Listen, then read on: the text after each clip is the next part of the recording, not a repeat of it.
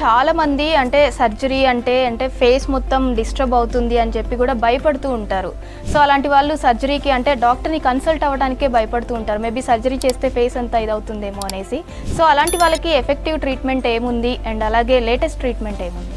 అదే అమ్మా, ఇప్పుడు బేసికల్గా ఏంటంటే ట్రైజెమినల్ న్యూరాలజియాకి ట్రీట్మెంట్కి భయపడాల్సిన అవసరమే లేదన్నమాట. ఎందుకంటే దీంతో ఫేస్ డిస్టర్బెన్స్ కానీ లేకపోతే ఏ విధమైన కాంప్లికేషన్స్ లేకుండా అవుతాయి. యాక్చువల్గా రేడియో ఫ్రీక్వెన్సీ అబ్లేషన్లో ఓన్లీ కాంప్లికేషన్ మనం చూసేది ఏంటంటే నొప్పి వచ్చిన ప్రదేశంలో ఒక నమ్నెస్ డెవలప్ అవుతుంది. అది కూడా ఒక 3-4 మంత్స్లో ఆ నమ్నెస్ మెల్లగా తగ్గిపోయి అడ్జస్ట్ అయిపోతుంది అనమాట.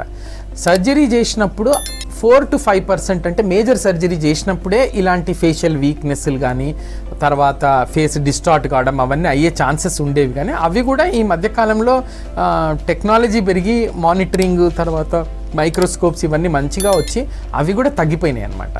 సో ఏంటంటే ట్రైజెమినల్ న్యూరాలజియా అనేది మెయిన్గా పాపులేషన్లో చాలామంది సఫర్ అవుతుంటారు. దాంతో చాలామంది వర్క్ హ్యాంపర్ అవుతుంది, ఇంట్లో ఆడవాళ్ళకి చాలా డిస్టర్బ్డ్ ఉంటారు. సో అవగాహన పెంచుకోవాలి. ఇదేం మాయరోగం కాదు. ఫస్ట్ అవగాహన పెంచుకొని కరెక్ట్ ట్రీట్మెంట్ పద్ధతులు మీకు తెలిస్తే దీన్ని 100% మంచిగా క్యూర్ చేయొచ్చు అన్నమాట.